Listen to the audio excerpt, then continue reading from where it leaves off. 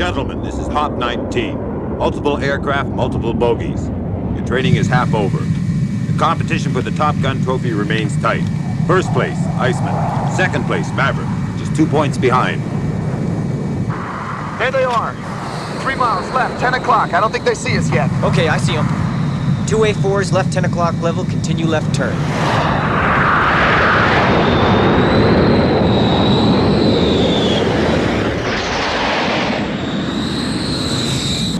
Good morning, gentlemen. The temperature is 110 degrees. Viper's up here, great. Oh, shit. Great. He's probably saying, holy shit, it's Maverick and Goose. Yeah, I'm sure he's saying that. It looked like somebody was bent over and had their head in the window of the deer blind. It either heard me or smelt me, and he pulled his head out of the tent and stood straight up, and that shocked me.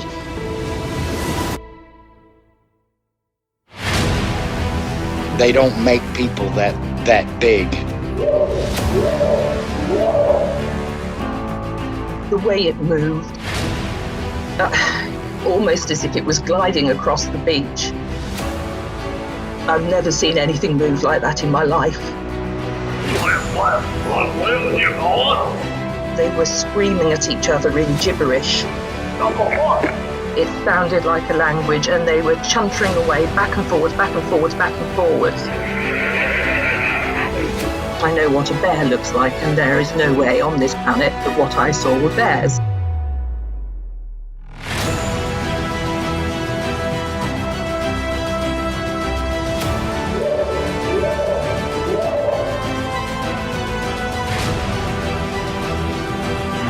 What are you reporting? Jesus Christ, you better... Sheriff? Gia! Hello? Get somebody out here. What's going on now, sir? That son of a bitch is about 6'9", I don't know. Do you see him now, sir? Yes, I'm looking right at him. Uh-oh.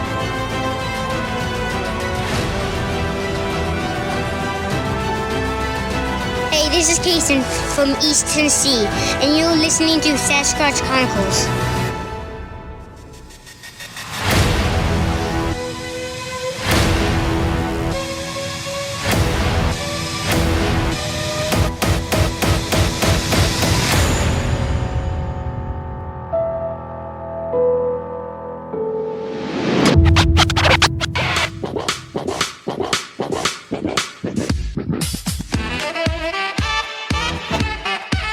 It's not quite 110 degrees, but I'm sure we'll get there. Welcome to the show, everyone. Thanks for being here tonight. Got a great show planned for you. We're going to be chatting with Rosalind. And Rosalind comes to us from Georgia. And about 16 years ago, she had a family member that had an encounter. All of this that Rosalind's going to talk about tonight happens in around where she lives in different properties that she has. And her nephew actually had a sighting, and it wasn't until about a year later that Roslyn saw the creature. We're also going to be chatting with Evan, and Evan comes to us from Louisiana. And back in the fall of 2013, he was driving on I-49 in South Louisiana, and he had a very, very cool encounter, a roadside crossing. And I was telling Evan, it really reminded me of this sighting that happened on the border of Oregon and Washington on the Columbia River, and a creature going over to the Oregon side, and actually many eyewitnesses saw it up on 84. This is probably 20 years ago, 30 years ago, but it really reminded me of that encounter. If you've had an encounter and you'd like to be on the show, shoot me an email. My email address is wes@sasquatchchronicles.com. And if you get a chance, check out SasquatchChronicles.com. You can become a member and get additional shows. Let's jump into it tonight. I want to welcome Rosalind to the show. Rosalind, thanks for coming on. Thank you for having me, Wes. Before we actually get into your encounter, if you would, tell me about this experience that other family members had while you were there. And then we'll kind of walk into your encounter, because this is kind of important as far as what's going on and around your property.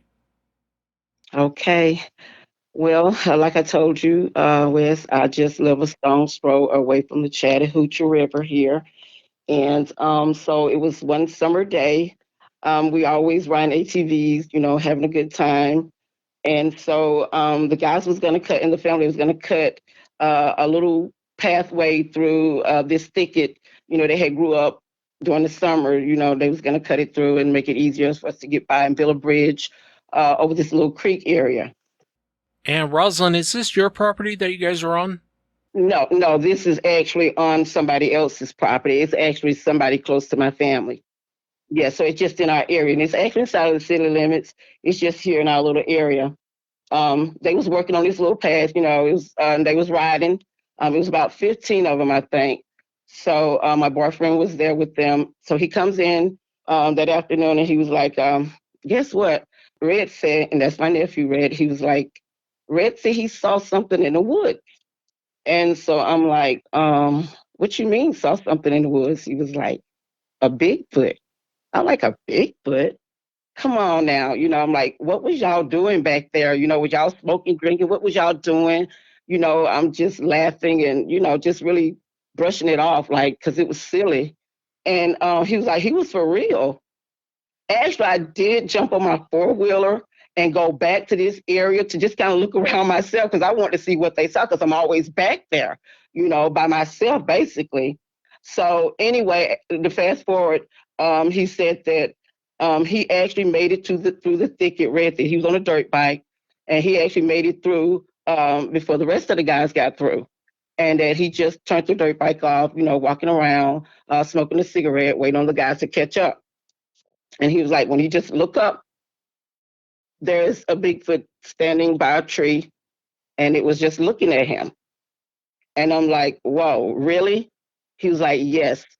I asked him, what did it look like? And he said it was really tall. It wasn't like really big. He said it didn't look like a really thick big, but more like a tall, broad big, more like a big basketball player. He said because it was really tall, like 7 feet or more. I was like, so what did you do?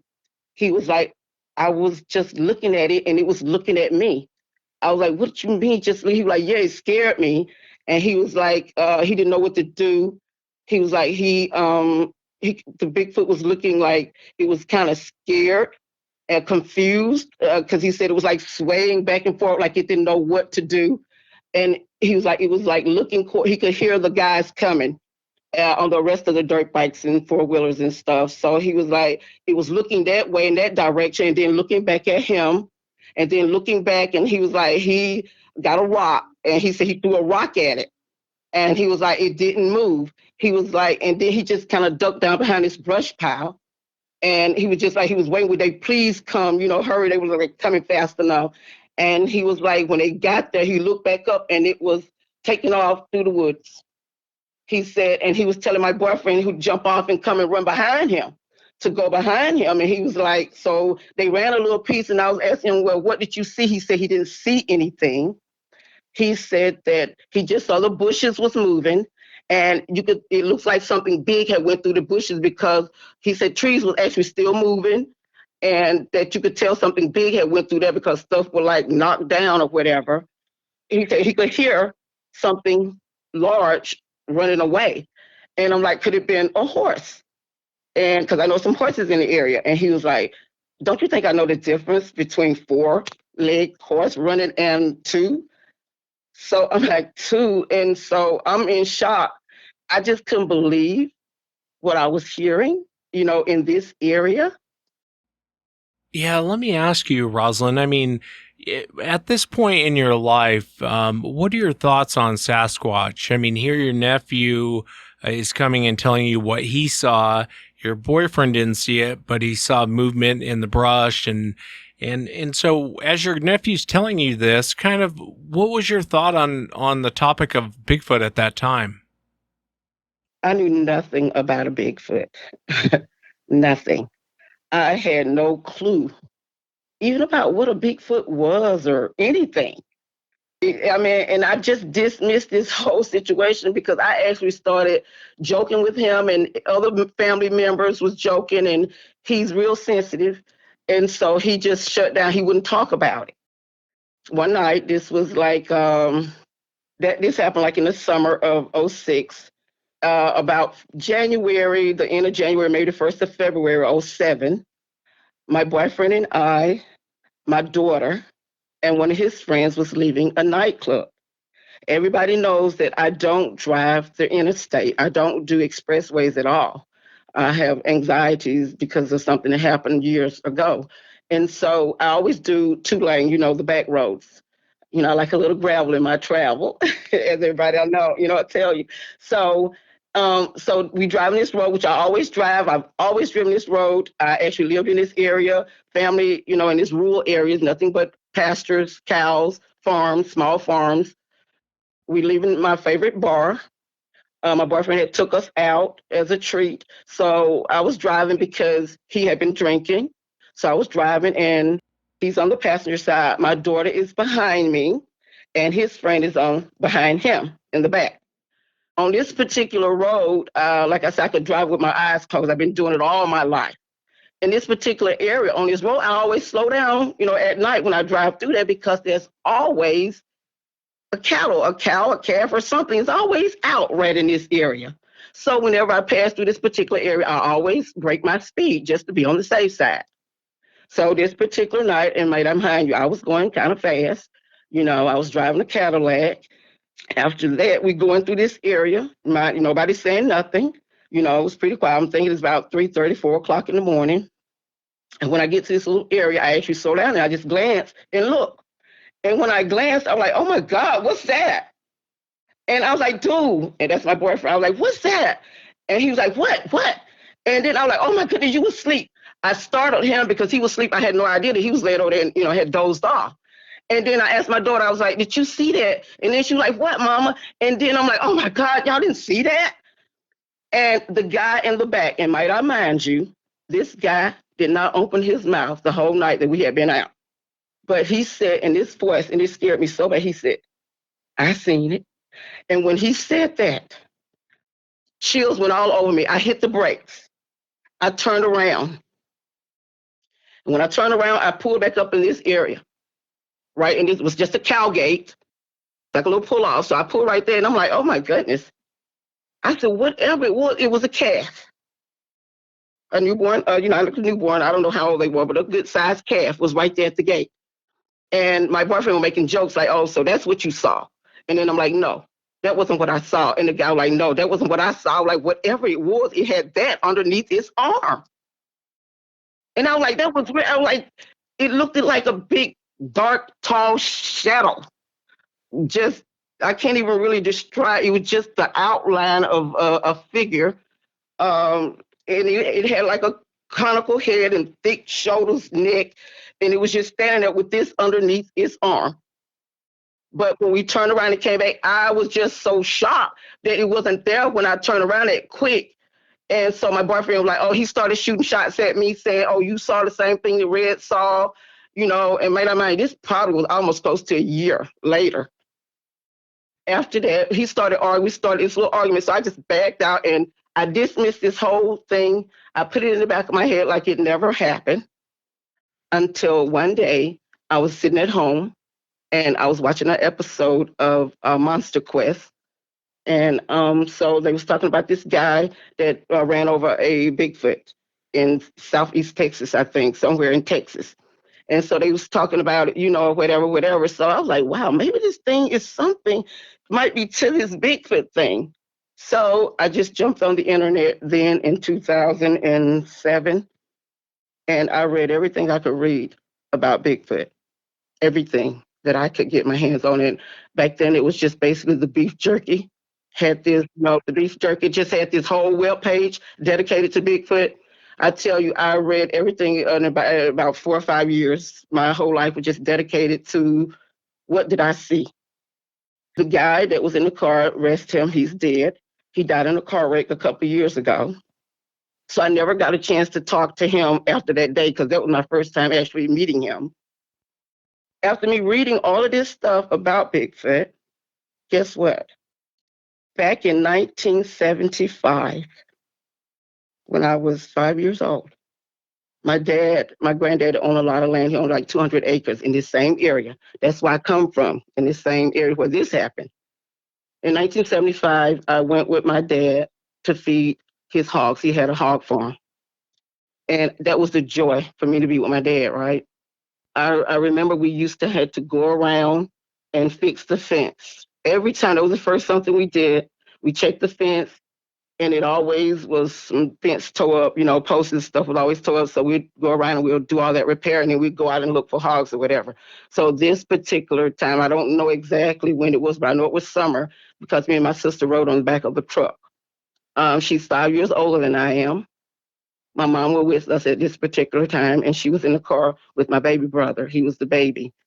I didn't get out with Dad. I was going to play with my big sister. We was going to run around and play, right, while Dad do whatever, because I was so glad that she rode with us this time because she knew ever hard to go with us. So my mom told us what to do. We was like kind of bored, just kicking around the dust, whatever. So my mom was sitting in the truck. We just straight down the dirt road, straight from my grandfather's house, just straight down over in the woods, maybe a quarter of a mile, not far, down over in the woods. He had like 200 acres. And so the truck was straight. My dad never did pull out the road. He just, stopped in the middle of the road and he walked off. But my mom told us what to do for fun. She was like, I tell you what, you girls just run off and you grab a tree about this big and you pull it over. And she was telling my sister, you pull it down and you let Roz ride it, right? While you put it, she was like, that's what we did in the country when we was little. There we go. We take off. We go, I don't know how many yards away from the truck. She told us do not get off the dirt road, right? Where she could see us. She told us, do not get off the road. So we just walked all the way down so far, just kept walking. We still could see the truck. And as soon as we found that tree, that little sapling that was the size that we could pull down, my sister reached for it to pull it down.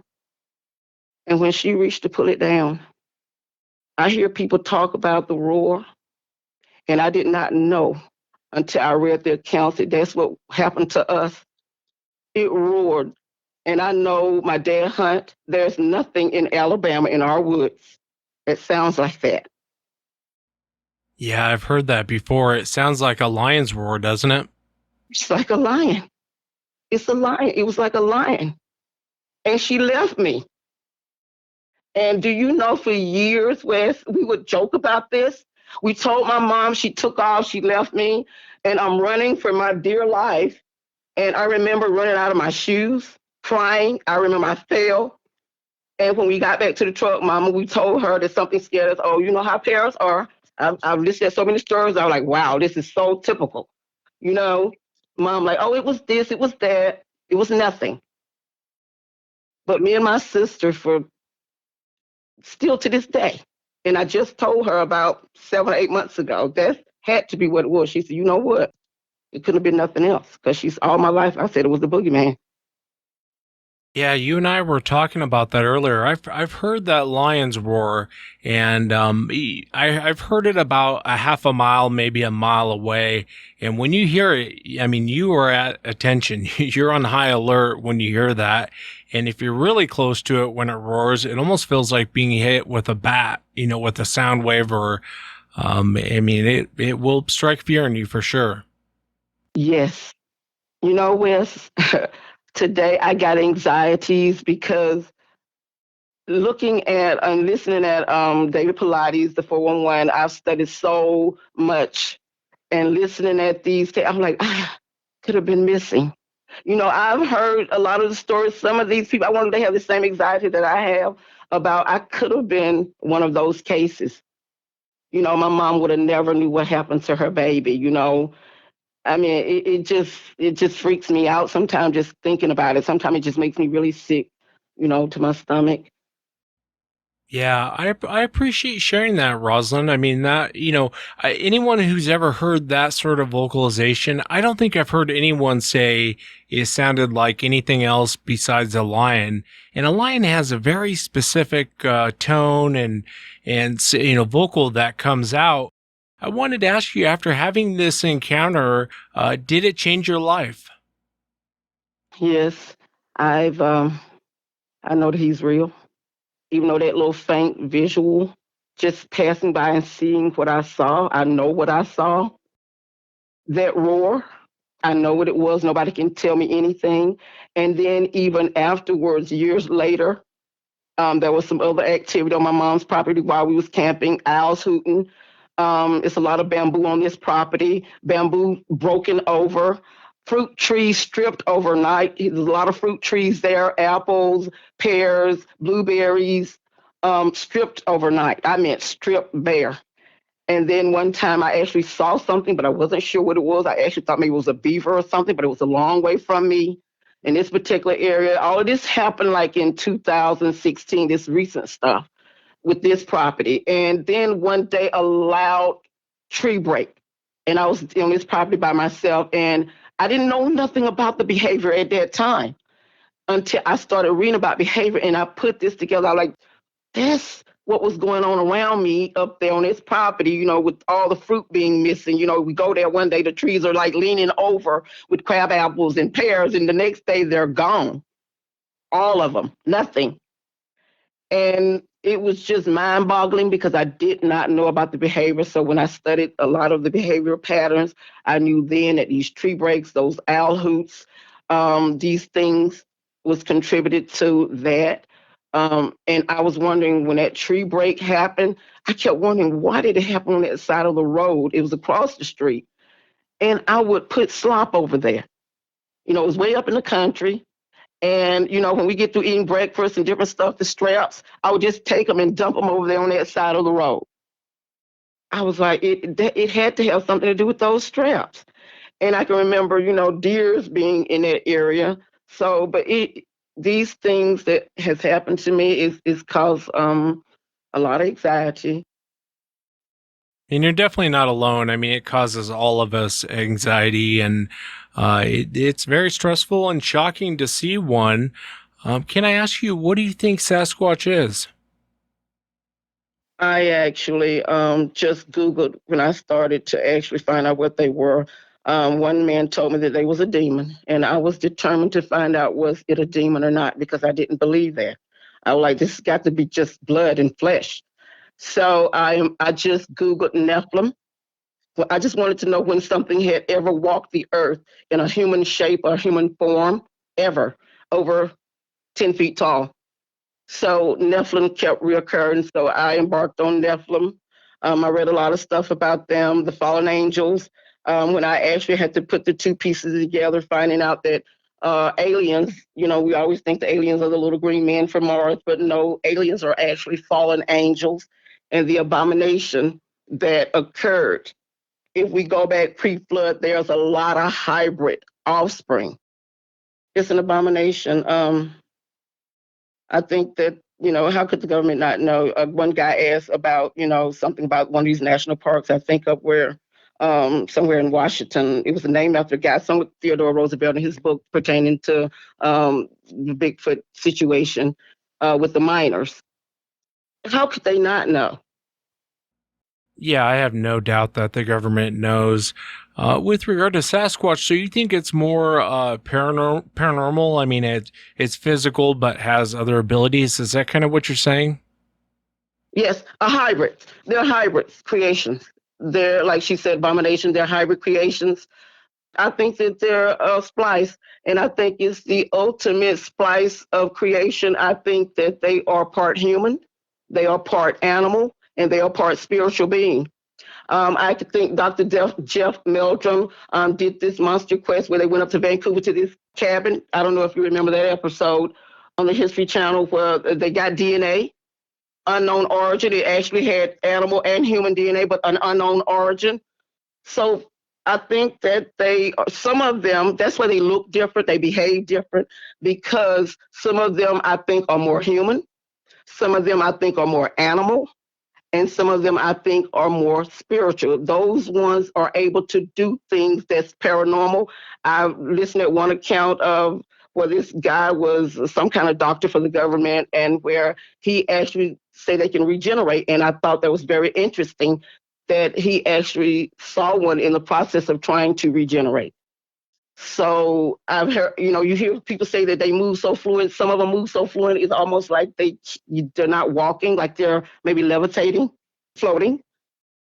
Yeah, it's a long list of weirdness, and I think you and I are kind of on the same path. I don't buy into the Nephilim thing, and if you're interested in Genesis 6 and the whole Nephilim thing, if you get a chance, Rosalind, check out Genesis 6 Conspiracy by Gary Wayne.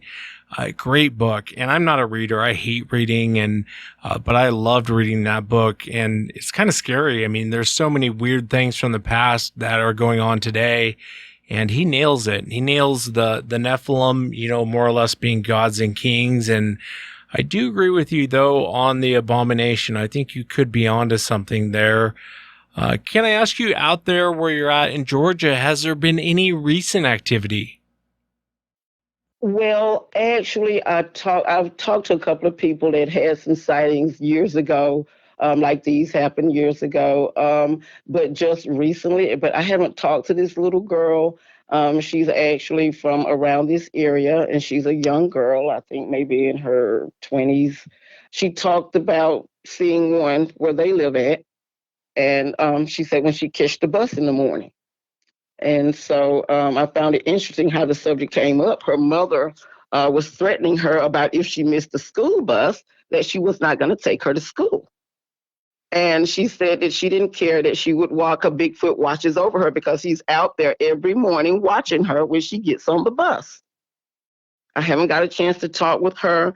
I do try to talk, just seeing what they'll say. I kind of ease the conversation around because everybody don't like to talk about it. And I try not to talk. If I ask somebody about something I've heard, I try not to do it in front of a lot of people. And actually the time when my nephew saw that in 2006, I actually went online at that particular time to see did anybody else in this area see anything else out of the ordinary. And it was two other people.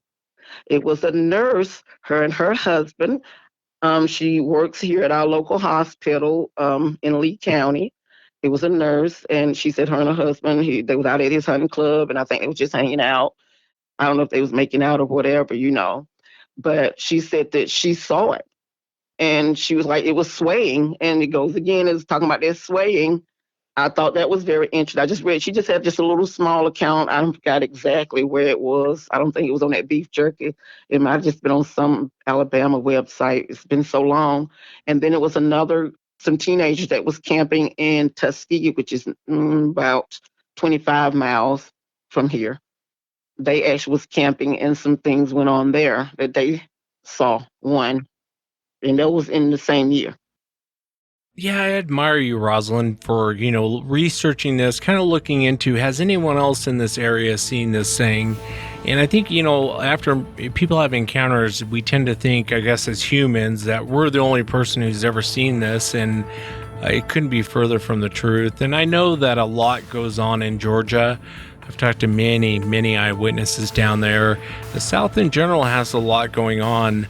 But I really enjoyed chatting with you, Rosalind. Thank you so much for taking the time to come on. I enjoyed it, and I'm so glad that I was able to talk to you to get this off of my chest finally.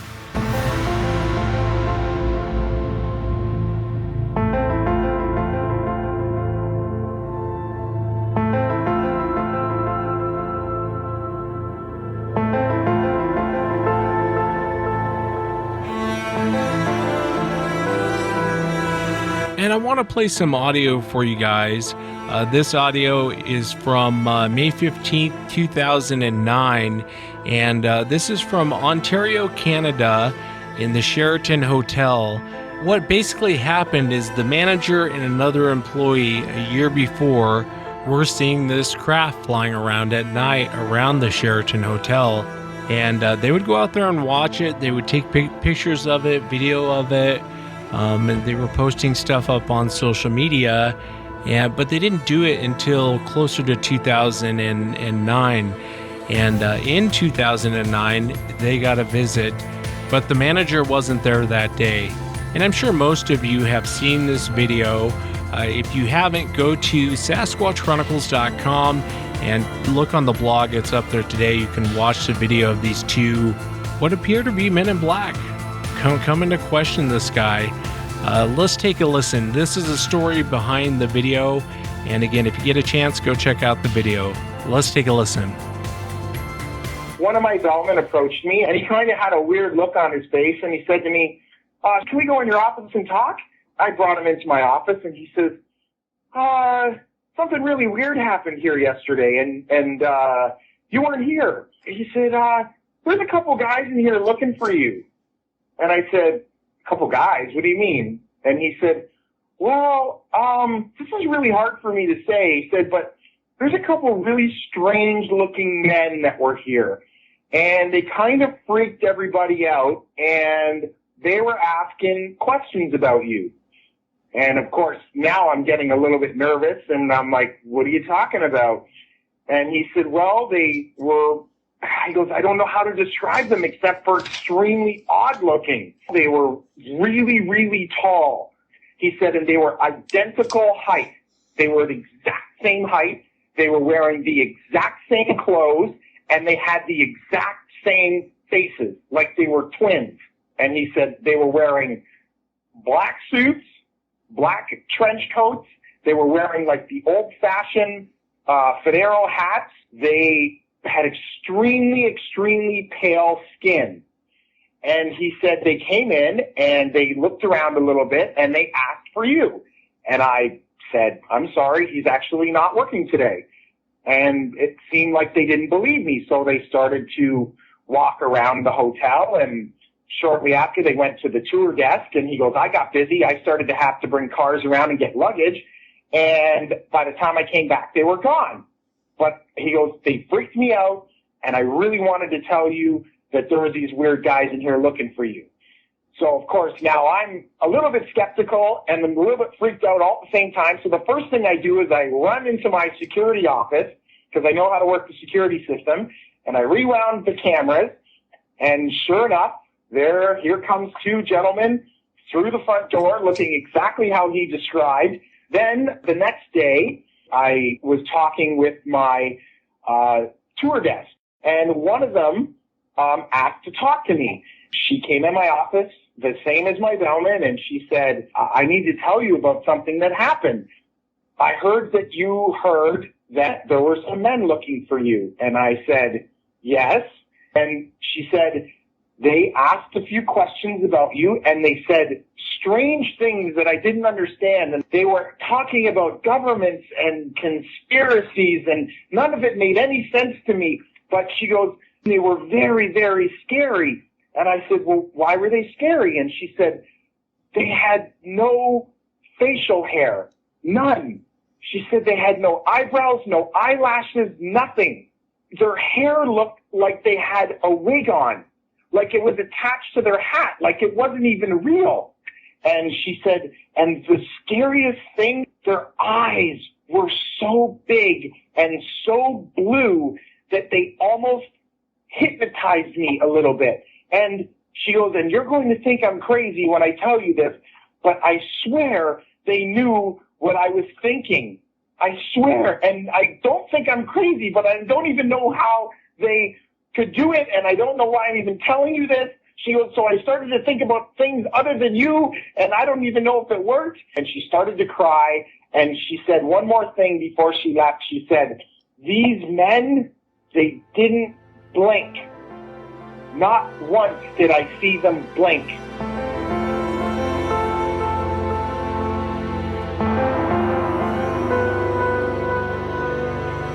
Next up on the show, I want to welcome Evan. Evan, thanks for coming on. Yeah, absolutely. Glad to be here. Yeah, man, I really appreciate you being here. And, you know, before we started recording, I was telling you about this encounter on the border of Washington and Oregon, and how one of these creatures crawled up the side of the embankment and ran across I-84 on the Oregon side, and how really your encounter reminded me of that. If you would take us back to 2013 in South Louisiana and kind of tell us what you were doing and walk us into what happened. Okay, yeah, well, I guess I kind of had a classic roadside crossing. I'm from Lafayette, Louisiana, which is south central Louisiana. And 2013, I was driving north to a dentist appointment in my hometown. It was about a 3-hour drive. It had to be there at 8 o'clock, so I was on the road pretty early. I'd had my coffee, and I had just kind of woken up, and I was driving on the interstate, the cruise set, just kind of chilling, kind of enjoying the misty morning air, and it was early fall. It was still kind of warm outside, but it was just cool enough that it was misty. And I remember thinking to myself that all the mist and fog in the morning was just starting to barely glow, and it looked pretty cool. And I was following this white sedan. I can't remember what kind of car it was, but it was a white sedan, following them by a few seconds, just kind of enjoying the ride. And all of a sudden they slam on their brakes. I mean, they slammed on their brakes hard, and it happened so fast. But as I pull over to the left hand lanes, switching lanes, I see it, and whatever it was solid black. It looked like a man, and if I didn't know any better, I would say it was a man, except for it was huge. It was so big. Wes, whenever I pulled over to the left lane, it blacked out my passenger window. And if you'll let me take just a second, kind of describe what I saw. If you're in your car and you pass someone on a bicycle, as you pass by them, the dimensions of your passenger window will obscure the view of them. As they go from the windshield to the passenger window, you can no longer see, their legs or the wheels because of the smaller window. And that's what I saw. This black figure of a man, all of a sudden, was just a solid black mass that took up the dimensions of the window. And it happened so fast. But whenever I saw that, I realized that whatever this thing was already stepping off of the road into the shoulder. And so I'm in the left-hand lane, and this thing stepping off the shoulder into the grass, maybe 20 feet away, is still big enough to completely take up the dimensions of my passenger window. There's no way a person could have been that big. And they would have had to have been an NFL linebacker or even bigger to be that size. So as I pull over to the left-hand lane, I see, what I think is a huge man, and all of a sudden it's just black because of how big it was. Where did the creature go? It looked like it was stepping off the road. He had his left foot forward, that classic kind of shape. It looked like he was just crossing the road. And what I think happened is he crossed the road in front of the people in front of me, and they got a full look of it because they slammed on their brakes. They slammed on their brakes hard, and I just reacted to it, and I just pulled. I just switched lanes to go around them, and it's so weird because I've been into Bigfoot and UFOs and all kinds of weird stuff. The thought didn't even occur to me that maybe I should stop and talk to them to see what they saw. There was an exit right up ahead of where this happened, and I saw that they got off that exit. And I was just kind of in a daze. The thought didn't even occur to me that maybe I should see, because whatever it was, they saw it a lot better than I did. And it sure would be interesting to go back in time and, ask them what it was they saw.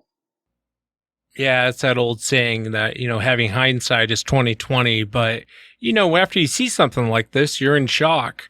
Can I ask you, how far away from you was the creature? I realize there's a car in front of you and you kind of pull out to the left lane, but how far away is the creature from you at this point? I would say no less than 20 feet. It was probably more than that. And I was following fairly close to the car in front of me. So I slammed on my brakes and I changed lanes. And that's whenever I see it stepping off the road. And so I'm in the left-hand lane, and it's stepping off the shoulder. So that's probably 20, 30 feet or so.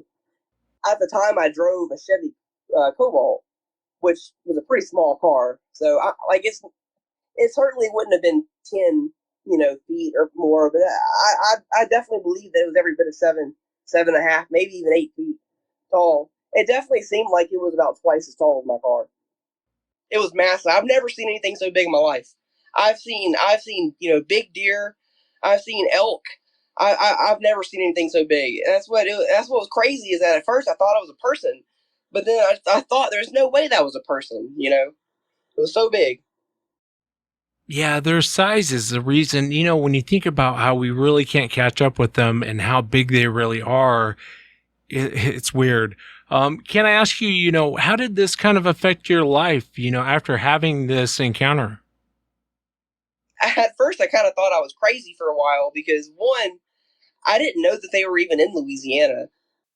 And granted, this is South Louisiana. Even today, you'll hear accounts of it kind of on the borders, like on the Sabine River out towards Texas, and Honey Island Swamp, which is on the border with Mississippi. But this is like right smack dab in the middle of Louisiana, about 20 miles or so from the Atchafalaya Basin. You don't hear a whole lot of encounters there. So I didn't even think about it as being that. Yeah, I'm always amazed because people in the South think that, why is it down here? If it exists, it's supposed to be up there in the Pacific Northwest. And I definitely think more goes on in the South. What do you think that these creatures are? What's kind of your opinion? What do I think they are? I knew you'd ask me that question. I don't have a clue what they are. My grandmother would tell you they were boogers, and that's just, whatever that's supposed to mean. I'll tell you what I want them to be. I want them to be just an undiscovered primate, or maybe even a hominid that we've diverged from a long time ago. Or I would even be comfortable with them maybe being some type of Jungian archetype or something like that. But I hear a lot of stories about them doing some weird stuff. The whole spiritual, the whole maybe even demon idea of them being something like that. I don't know. That kind of creeps me out. So I kind of want them to be just, flesh and blood. Yeah, you and me both. That's really what I want it to be. I really do want it to be some weird ape or something like that we just haven't been able to catch up with. And I think the older I get, the more I just don't argue with anyone anymore. If I don't agree with them, I'm just like, I wish you the best. And I've kind of become Ron Moorhead. He used to always go, what was his saying? You could be right. It's a perfect way if someone wants to debate or argue with you, just go, you could be right. And then, and then there's nothing more to say. But, I guess I want them to be flesh and blood, but you're right. There is a lot of weird stuff that goes on that is maybe more spiritual. It could be both because, humans are spiritual too. There's all kinds of strange, of course, people can be ghosts, but there's all kinds of weird stories about people astral projecting or having, healing abilities or powwow, or, humans are spiritual too. So, maybe they could be both as well. Yeah, let me ask you, Evan. I know our world is much bigger than probably most of us realize, and I know that you do look into the UFO topic, and anytime I talk about anything outside of Bigfoot, people are like, you're ruining the show." I'm like, but I know you've looked into the UFO topic, and I know that, people who are into looking, researching, investigating Sasquatch generally will look into UFOs and generally will look into ghosts. And do you ever notice weird correlations? I'm trying to think of an example, like the balls of light, where you'll hear it in one genre, but you'll hear it across the board in most genres. Do you see a lot of correlations, a lot of coincidences? Oh, absolutely. So I've only ever had one, what I would consider Bigfoot encounter, but it's gotten to the point where I'll almost see a good solid UFO sighting about once a year. And I've been seeing UFOs in the sky for years now. And honestly, I don't think that's because I'm special. I just spend a lot of time looking at the sky when most people don't. And I've seen some weird things in the sky. And actually, just maybe a month ago or so, I went camping with my parents, and I'm convinced that they all think I'm crazy. And we were talking about UFOs and everything, and I looked up at the sky, and I just kind of, I don't know what I was doing, but I just kind of asked the sky, I said, do you think you could show yourself so my family don't think I'm crazy? And not 10 seconds later, this light appeared, and it was not an airplane, and it was not a satellite. It got bright, and it moved across the sky. It changed directions, and then it disappeared. And everyone in my family saw it too. But what was really weird is that I had just thought to myself, show yourself. That doesn't sound to me like like an alien astronaut. That sounds to me like something a little bit more woo than just an astronaut, coming to check us out. And I think that whatever Bigfoot is, there's something a little bit more wishy-washy, about what it is. I think that there's something having to do with consciousness. I think that they can perceive what your intentions are. Yeah, there's definitely some bizarre things that go on with Sasquatch for sure. Evan, when I was a kid, kind of growing up, when we talk about aliens, they're always like the green man, the little green man, and then it eventually became the grays, and they were from a galaxy far, far away, like in Star Wars. And now, as I get older, I'm not so sure. I know you've been looking into this. So what's your take? What do you think aliens are? I think kind of like maybe with Bigfoot, there isn't really one answer. I think maybe there's some that are and some that aren't. First, I think it's pretty obvious that there has to be life somewhere in the universe other than here. The odds of them crossing that space to come here are pretty small, but I'll still give them that. Maybe there are some astronauts that are poking in, but I don't know. I've seen UFOs do some very strange things. I saw a UFO one time, but me and my fiance, we saw this thing shapeshift into the moon and then disappear, just completely disappear.